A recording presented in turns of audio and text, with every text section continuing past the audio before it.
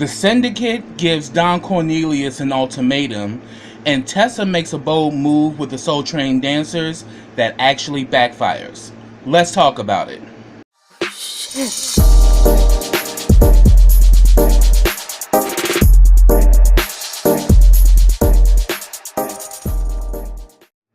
Hey, what's up everybody? Welcome back to KRS TV. This is your boy Kenny, and this is American Soul Season 1, Episode 4, and the name of this episode is Just Us. This was a really good episode, and I must admit, American Soul gets better and better with every episode, so I cannot wait to see the next episode and give you guys a review. I'm such a big fan of this show. Okay, the episode opens up, it's 1:45 p.m., there's a police raid, and it happens to be a police raid exactly where JT is talking with Reggie. And we're starting to see right here that Reggie is very not only calculating, but not only that, but he's very, he's really more about self. And he uses this language of revolution as a code to getting what he wants. And we're starting to see that. I think JT is starting to see more of the sinister side of Reggie, because what ends up happening is that, remember from the last episode, Detective Lorraine was talking to Latch, the guy from the crew that was in the hospital. He whispered something to him as far as giving him a confession, but we don't know who he said. Next thing you know, we see the police completely raid the area where they're at. Reggie's telling JT to stay cool. We good. And they arrest this dude named Dexter. And JT is like completely appalled because he's like, oh my God, he had nothing to do with this. But then Reggie was like, hey, Latch is dead and the cop is dead. And Dexter over here ain't nothing but a certified snitch, so hey, he worth two bodies. He was saying that, so JT was like, well, if he's a certified snitch, what does that make you? He says, it makes me a concerned citizen. So he's starting to see more and more how sinister and calculating Reggie really is, because even in this scene, I was even kind of disgusted by Reggie. I'm like, Reggie, you evil bastard. I mean, you're using this whole plight of the Black Revolution and caring for your people, but yet you're putting your people in danger, and then yet you're letting an innocent man go down for something that you did, because he's the head of the operation. Nothing goes down without his say-so. And then JT is also bothered because he's cool with this shit. Like, Reggie is just stone cool that an innocent man is going down for something that he did. And he's like, you can be cool right now? He's like, yeah, I'm cool, man. The question is, are you? And I'm like, see, JT is starting to see right now that Reggie's bad news. But the thing is, he's now locked in. They also have the information about his car. So this could come back on JT in the long run. And we're now seeing that Reggie will sacrifice everybody if he can continue to persevere on his own. So we see that after they arrest the boy Dexter, the cops definitely took him somewhere and started to fuck him up, beating him with clubs and all of that. And we see that someone takes a picture. We come to find out the person that took the picture was Johnny Cochran. Johnny Cochran is a young attorney in Los Angeles at this time, and he's leading this fight against police brutality in the in the police department. And he pretty much, goes on camera and talks about, they talk about, he was, that they said that, they got their man, and he was like, yeah, they got their guy, but why do they have to beat him? Why do they have to, attack him? And I got proof. The police beat this boy down. We have to stop this crap. So we see later on that Detective Lorraine goes home to his wife, Tessa. Tessa gives him the news that she's 8 days late and that it's possible that she could be pregnant. So this definitely makes him happy, because he's really going through a lot on the force. And we also see in this episode, he's starting to see more and more how racism is very big in the LAPD. So then we get a scene with Simone and Kendall. They're still dealing with the aftermath of their father's death. You know, Simone is trying to find an outfit, and we see that Kendall's hanging up the American flag that his mother is despised. You know, she hates that flag, and we saw that from the last episode. But he's hanging it up in his room, and then Kendall's like, well, hey, I'm the man in the house, so, you know, I really think it needs to be hung up because, you know, it shows pride and it represents my father. But I'm trying to tell you, when Brienne comes up in there and sees that flag, she might flip. Because Brienne right now is out of town, you know, which I think is good, because Brienne really is going through the loss of her husband, so she needed to get away. So we saw that go on. Then we get a meeting with Don, Bruce, and the Syndicate. You know, the Syndicates are the ones who are behind taking Soul Train to a national audience.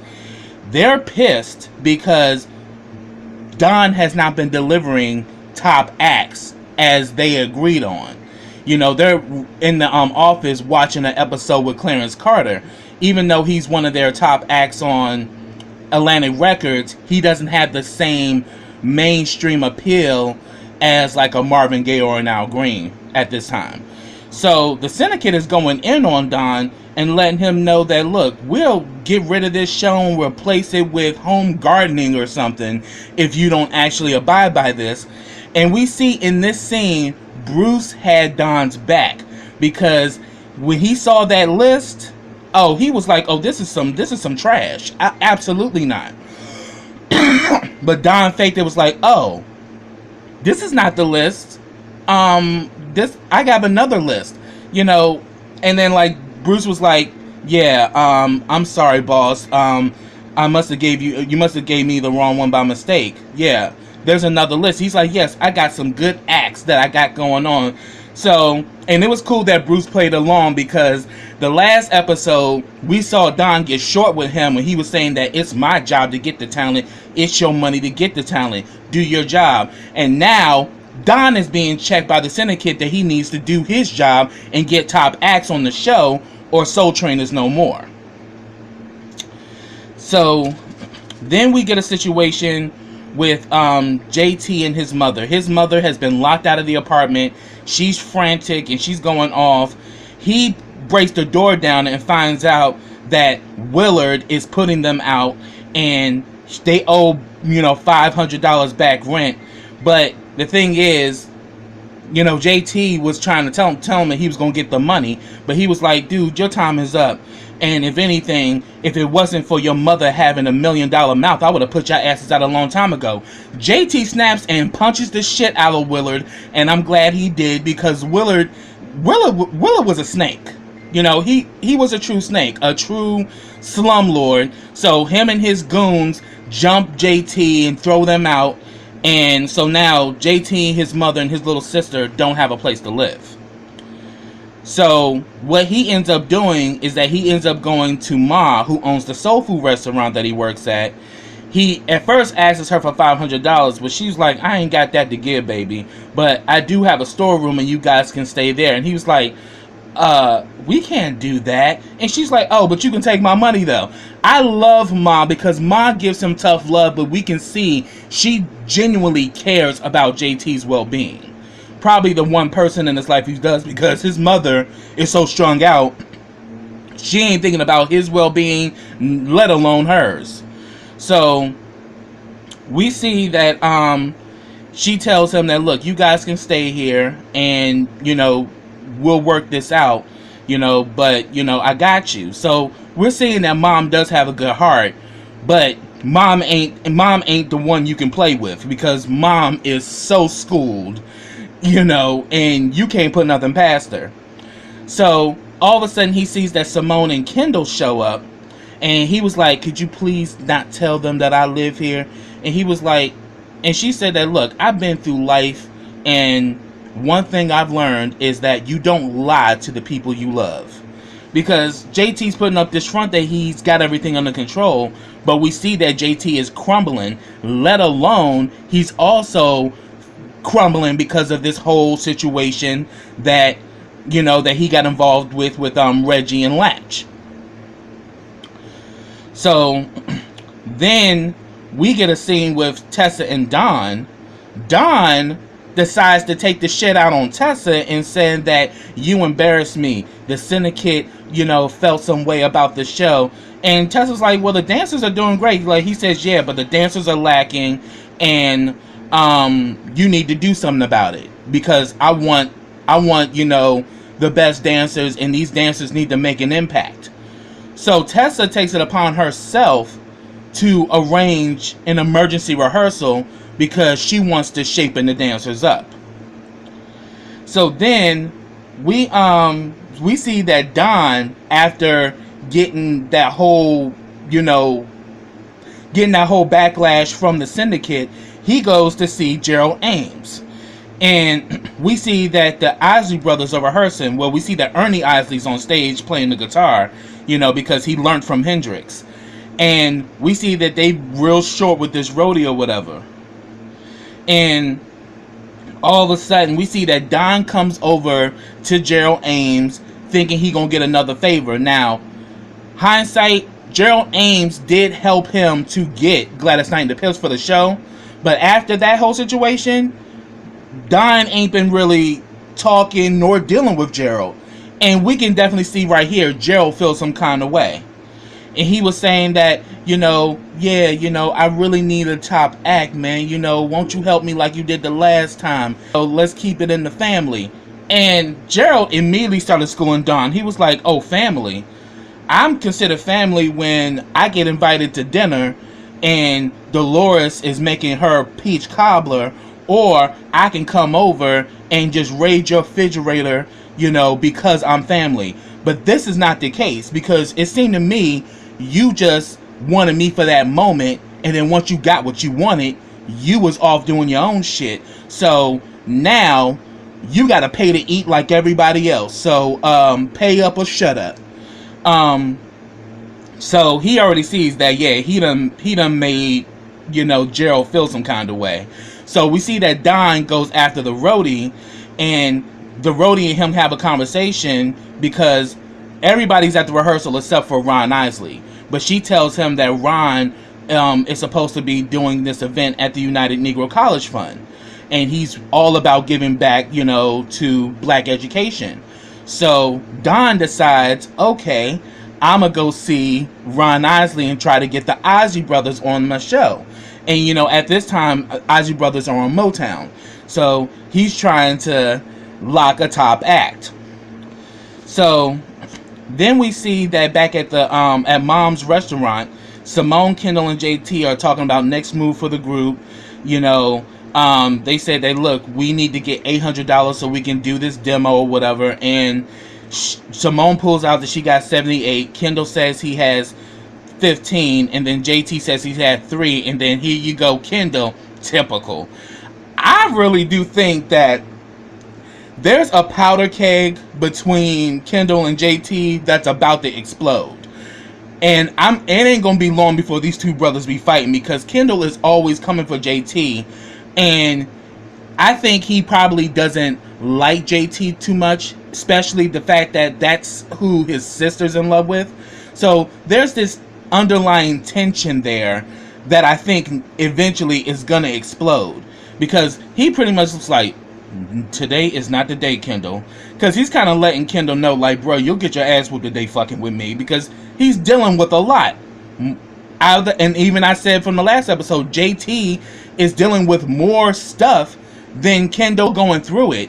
But JT is really at the bottom. So, but Simone tells JT, just put that away right now. We don't need that at this moment. Just hold on to it. We gonna get it. Don't worry about it.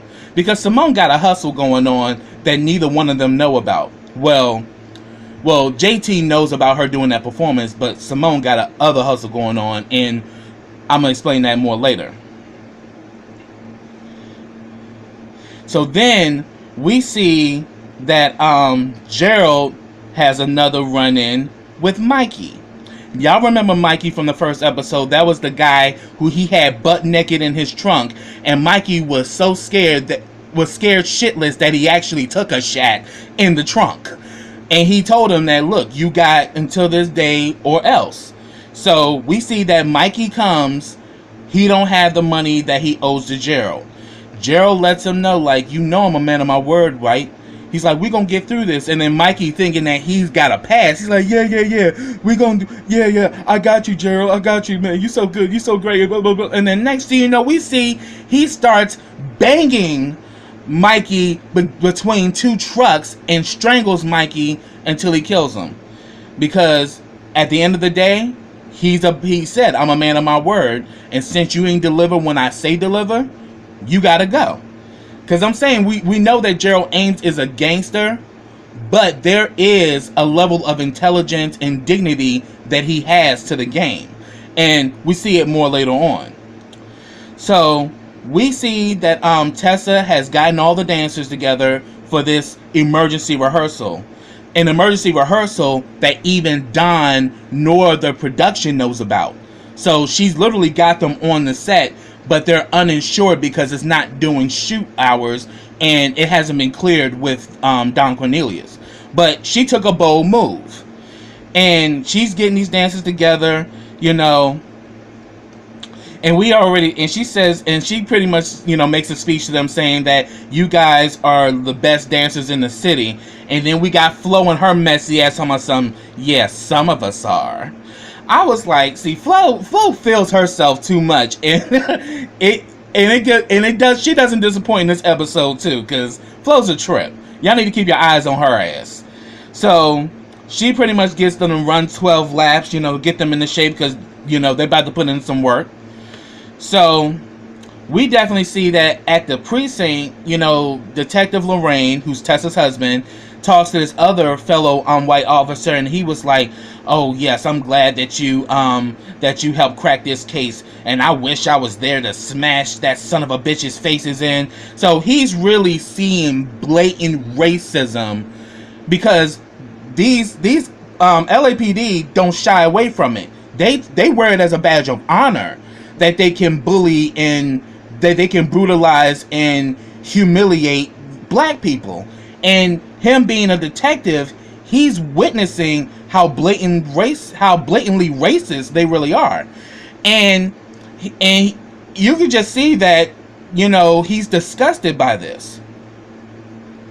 And then we also see that they're posting Dexter's flyer around, you know, through the precinct, and we also see that this same flyer is being posted all throughout Soul Train 2 by the dancer Fresh. And then we see after he deals with the cop, he runs into Johnny Cochran, and Cochran is pretty much saying that, you know, that they beat this boy, you know, and he asked him, do you have children? And he was like, well, hopefully soon. And he tells him, I got 2 daughters, and if something would have happened to my daughters, I would want the police to protect them. And then he told him that, look, you need to get this right because lives depend on it. So Johnny's letting them know, you know what's going on, and you need to get the head of it, you know, and stop playing go along to get along, so to speak. So then we see that Don Cornelius, you know, because he's a go-getter, he storms the UNCF fundraiser, and he actually intervenes into this conversation because everyone at the UNCF, they're Ivy League, you know, some of them are summa cum laude, they got doctorates, they got prestigious degrees, and it's a big intelligence circle, you know. And we see one of the guys comes up with this riddle saying that a man has 2 sons. He gave one of his sons a dime. He gave his other son a nickel and a dime. What time is it? And we see that becomes kind of like the theme for Don throughout this whole process to solve this riddle. And he sees that they're Ivy League blacks or whatever, and they ask him, you know, so what degree do you have, you know? And he pretty much says, I'm summa cum laude in the School of Hard Knocks. And they was like, that's cute. And Don was literally about to get clowned, but then Elsa shows up. Now remember, we saw Elsa we saw Elsa, I think in episode, I think it was episode 2, when because she's the lawyer for Motown. So I was wrong in my first episode when I said that she was with Buddha. Gladys Knight and the Pips are still with Motown at this time. I don't think they joined Buddha Records until 73. But we see that Elsa actually is the lawyer for Motown. So she shows up and she says, well, she says she mentions her degree from Paris. And the guy was like, oh, I had no idea. And she's like, oh, darling, after all these years we've been around each other, I would think that you being a man would ask questions. So he just didn't even realize that she had a higher degree than him. So that was interesting. So Elsa comes to save the day. And I loved their interaction, at this event. So then we get a scene back at Soul Train. Tessa says that, look, we need the best of the best, and I'm here to whip y'all into shape. And then Flo was like, what would you know about it? I mean, you talk a good game, but how good really are you? So Flo is now coming from Tessa because Flo is that arrogant. So Tessa was like, okay, fine. We'll have a matchup. We'll have a little competition one-on-one. We'll see who's the best. And she says, if Flo wins, y'all can go home. But if I win, I got you for 4 hours. So they do this dance off, and Tessa beats Flo's ass. And you just see Flo looking all simple. Because when you put Flo in her place, or you check her ass, Flo starts... She did the same shit. The same thing that happened when Don called her out in front of everybody. She did the same thing when Tessa beat her ass on that dance floor. And I love how Tessa deals with her because she sees the fight in Flo. But then she says that Flo is... She's too cocky and too arrogant, and she needs to be checked. And Tessa checked her in that dance off. So she's like, hey, a deal's a deal. Let's get to work. So, but after her dancing with Flo, we see that she starts feeling some kind of way and goes to the bathroom. So I'm thinking, oh, is it morning sickness or what? We find out what happens later. So then we see that Don is in the bathroom doing cocaine. Elsa comes in there, and she already knows why he's there. So she says, oh, so you here to try to get to the Ozzy brothers? And he was like, oh, I care about the United Negro College Fund. She was like, boo-boo. See, did anybody tell you that a way to a woman's heart is with honesty? And we definitely are seeing that there's some chemistry between Elsa and Don. And I noticed it the last episode because she is just as hard as nails as he is. She's pretty much his female counterpart. She's like the female version of him. She's a go-getter. She pretty much tells the line and she's not going to back down. So finally, when she said, honesty is the best medicine, he lets her know that, look, the syndicators are making demands for top-level acts, and if I don't deliver, I'm back to Chicago with less than I started. So she does a line of coke with him and was like, stick around, Don. This might be fun. So she's kind of letting Don know, I got your back. But yeah, work with me, I got you. So then we see that down at the Soul Train, they're having their lunch break. We see that Flo is now working her feminine wiles onto Kendall. And they kind of flirt back and forth with each other. Also, Kendall brought his son, little Dave, little Daniel, to the rehearsal because he couldn't get a babysitter. And, we see that, they're pretty much, there's something there between Flo and Kendall, but I'm thinking as far as Flo's calculating, and Flo wants Kendall for more reasons than one. And then we see her partner Fresh. He's posting, he's the one that's posting the flyers about Dexter throughout the whole Soul Train page. So we see that he's posting all this the flyer about Dexter, and then he's talking about them working for free, and that American Dance Stand, they get a little bit of money. Why can't we get paid and all of that? And And true, the Soul Train dancers weren't being paid, but they were getting a national platform that they could use to their advantage. And we've seen some big stars come off of Soul Train. Fred Berry was happening. Let's see, Shalimar with Jodie Watley and Jeff Daniels, Rosie Perez, many others, who became successful due to their affiliation with being on Soul Train.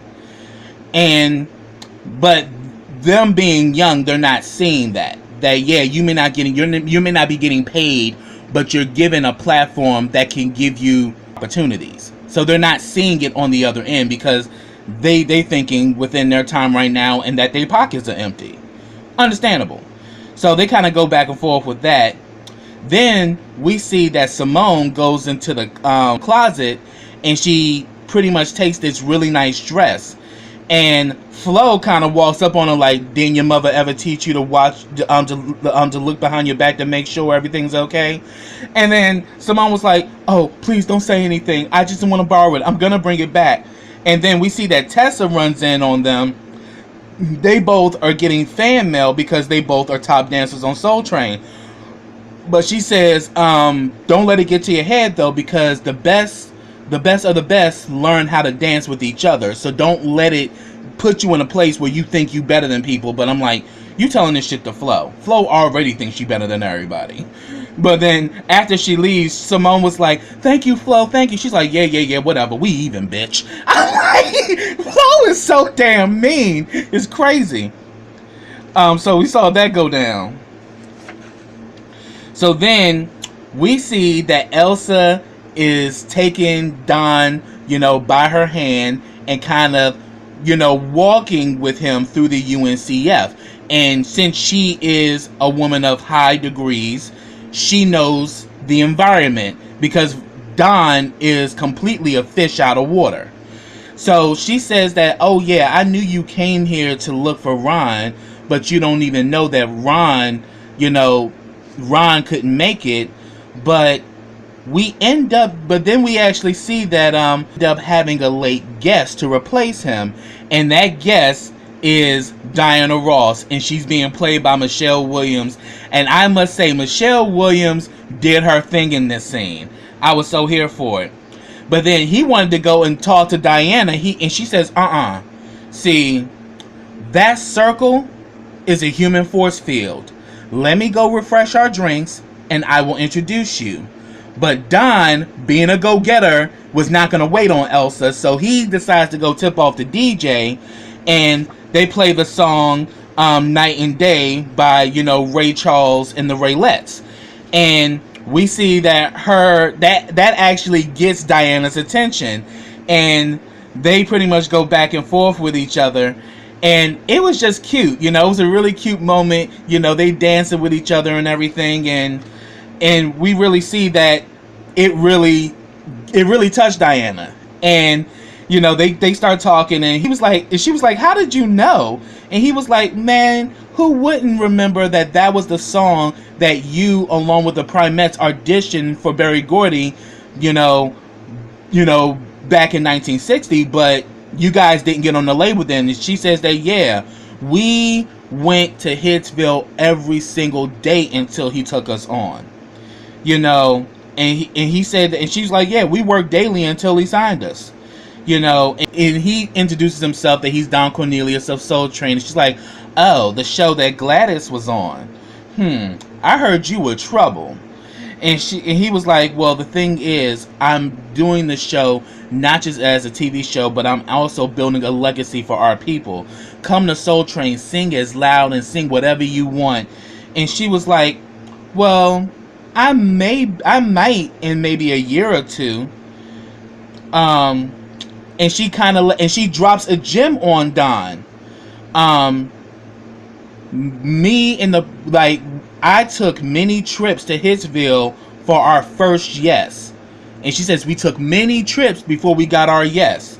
And she says, isn't your dream worth that effort? And she walked away. And I'm like, oh, Diana got him together real quick. And then all of a sudden we see Elsa with the drinks like, didn't I tell your stupid ass that I was going to introduce you? But Don took it upon himself to do it. But hey, Diana gave him the real. She was like, hey, I had to take a lot of no's before I got a yes. You need to do the same. You ain't going to instantly get a yes because you want it. So I thought that was cute. But Elsa works it out, and I'm going to get to that. So then we also see back at the restaurant, Mom's restaurant, Mom finds out that there's meat missing from her freezer. And JT immediately is like, what you trying to say? She says, I'm saying it. Where the hell is your mother? She was in here sweeping in this area earlier, and we don't know where she is. All of a sudden, the mother come back, and you can definitely tell she done had her damn fix. She just as jumpy and just as happy doing spins. Yeah, I'm about to finish sweeping this floor. Because she told Mom that she don't mind picking up a broom and cleaning, as a thank you that they can stay in her storeroom. So when Mom peeped this, she was like, I can't have your mother stealing from me. Now you and your sister can stay here as long as you want, but her ass gotta go. And I'm like, yeah, absolutely. Like, ain't nobody got time for that shit. So then, we see that back at the police station, Detective Lorraine is starting to close in on this case, and he was saying that, Lash said it was only him and Dexter, but there had to be a third guy to drive the car, and I actually have the description of the car. But then the guard told him, like, don't even worry about it because Dexter killed himself in his cell. Yeah. Because we all know what really fucking happened. But yeah, it gets... And then we see that at the Soul Train rehearsal, they're dancing, and Fresh does this move, and he hurts himself and ends up being taken to the hospital. So that cancels the rehearsal, obviously. So...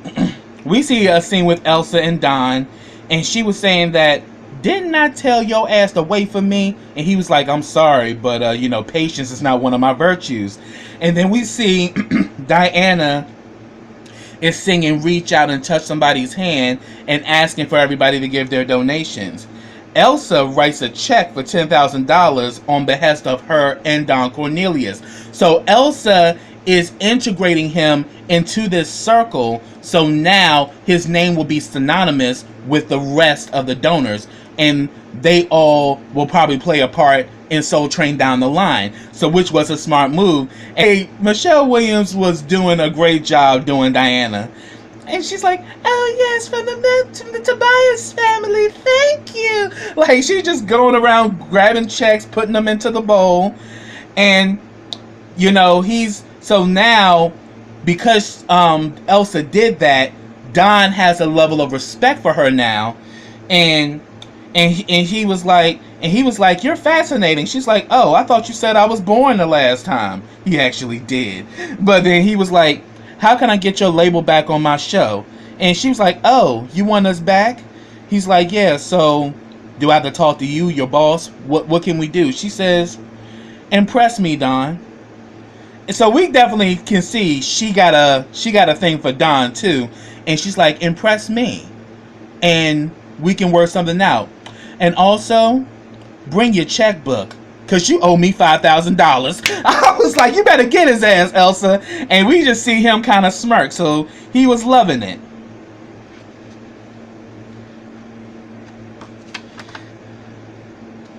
Alright, so then we see later on, as far as what I said about Gerald.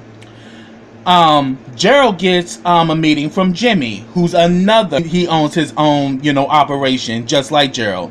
So he's mad because he took it upon himself to kill Mikey, and he was saying this shit, Mikey owed me for a large, you killing him, like, what was that gonna do? You ain't getting the money back from that. He's like, nah, but it shows that I'm a man of my word, and that we not weak, because when we weak, people try us, but when we strong, people pay us. So now that Mikey's dead, this has sent a message that, yeah, if you don't pay up, you're gonna get put down.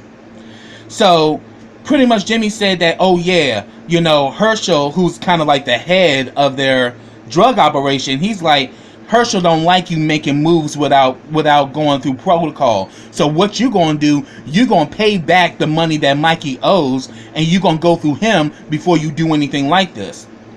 Gerald let it be known, well, I'm a man of my word, and I'm here to let you know, you ain't getting that money from me. And if Herschel got a problem, Herschel can come down here himself and talk to me. And he's like, and then Jimmy being a tough ass, like, oh, is that sure how you want to play it? And then all of a sudden we see that Gerald's men comes and surrounds them all. And Gerald's like, that's exactly how I'm going to play it. I'm like, okay, Gerald. Gerald's a boss. And Gerald definitely is a man of his word. So Jimmy ends up leaving because he see that he was outnumbered. So then we see that the ambulance takes away, the dude that got hurt. I said his name, it just ain't coming to me right now. So they all talking about, yeah, we need to get more for us. I mean, here it is. Oh boy, his name was Fresh. He's like, wow, so Fresh ain't gonna be able to dance or work at all. And they all talking about something, yeah, we need more than just chicken for our troubles and all of that. And they also got the word that Dexter was, died in his cell and they're holding a vigil. But Simone says she gotta study, which is a lie because she actually has a gig. She got a hustle going on. And then Flo and Kendall, they have a moment, and he was saying that I really got to take my son home. I will go with you, but I can't, but maybe next time. And we can definitely see that Flo and Kendall definitely got a connection, but we can look at damn Flo's face. Flo got something else in mind, and I'm going to get to it in a second. So then we see that that Don goes back to Gerald. He actually apologizes to him for taking advantage of his hospitality. And they also talk about Dexter, supposedly killing himself. And he was like, and Don was like, do you really think he did that? Dexter was like, look, all we know is that this man is dead and ain't nothing we can do about it. But we probably gonna get a fundraiser going that we can give to his family. So he asks Don, so how much money you making at Soul Train? But he says, I want to know, because the thing is, you wasting your time trying to make connections. Like, you're wasting your time trying to make connections. You're a closer, and being with me, I can open doors that you can't. So he pretty much says that, so lay it on me. So he tells him, so what you want to give me? He was saying that, I'm asking for 10%, but Don was like, get the hell out of here. You do. So he says, I'll give you a silent 5, on the back end. So he says, okay, we can work with that. And I'll always deliver the best of the best. So then he tells him, Al Green, you buying him breakfast at this address, and you better not come cheap because he's a country boy and he like to eat. So, and he was like, okay, I can draw up the contract. He's like, I'm a man of my word. If I got a problem with you, you'll know. So we see that he now got Gerald Ames back on his team, and Gerald Ames, due to the fact he got a lot of connections, he's going to help Don to land top acts on the show. So then we actually see that, Simone, goes to her gig, and she has a fake ID, and she gets on stage and sings down Natural Woman by Aretha Franklin. Like, Simone, the actress that plays her, I think her name is Caitlin Nichols. She is a phenomenal talent. Beautiful voice. So then we see Don comes in the office to see Tessa. And of course Tessa's reeling because one of the dancers got hurt. So he comes in there saying the riddle, that a man has 2 sons, gives his one son a dime, he gives the other one a dime and a nickel. What time is it? And then all of a sudden, she tells him about Fresh getting injured and they had to go to the hospital. And he was like, well, why would y'all guys be here? It wasn't a shoot day, and the only time we're insured is doing shooting. What was going on? And she was like, look, you said you want a next level dancer, so I did a emergency rehearsal. Don flips the hell out, and he was like, you literally, are you crazy? You did this on an uninsured set, and now I gotta come out of pocket and pay for this boy because you weren't supposed to be on this set anyway, and you didn't get approved to use it. So he flips out, and then he pretty much, just tell me, Are you incompetent or just plain stupid? And I'm like, Don, you dead fucking wrong, bro, because really, you made her feel like the dancers was lacking when it really was the fact that you weren't landing top acts that the syndicate wanted. But you turned it on her. But Tessa stood in her ground and was like, look, Don, either fire me or dock my pay, but you will never talk to me like that again. And from the looks from those bloodshot eyes you got, you care more about having a good time than about having a great show. And she walked out. And then he saw all these flyers everywhere. He's like, take these damn flyers down. She's like, do it your damn self. I'm like, you better stand your ground, Tessa. Tessa wasn't having it. We see Johnny Cochran is on TV leading the fight, for justice for Dexter. We see that Kendall does go to see Flo, and she's like, well, yeah, thank you. I didn't really want to be alone tonight. I'm like, and I can see in Flo's face, she's working Kendall because Kendall is the next top dancer on Soul Train as far as the males. Now that Fresh is out, she need a new partner, and she gonna will in Kendall. I'm like, she calculating like shit. That's why I said you need to watch Flo. So then we also see that, Don figures out the riddle, and then also we come to find out when Tessa's husband is at home, nailing the name Alex on the wall, and he was saying that it's perfect. It can be a boy or a girl, and Alex will stand. And she confesses that she got her period and that she's not pregnant. So that's why she ran to the bathroom. So that was a moment. But, we see that Don finally, figures out the riddle, and we see that, the time is 2:45. So that's where it ended. If I missed anything, put it down in the comments. I'd love to hear from you. But subscribe to my channel. Click that bell so you get notifications every time I drop a video. Also follow me on all of my social platforms. I have them all listed in the description box. Also like this video, comment on this video, and share this video. And I'll be back with the next episode of American Soul. So until next time, everybody, take care.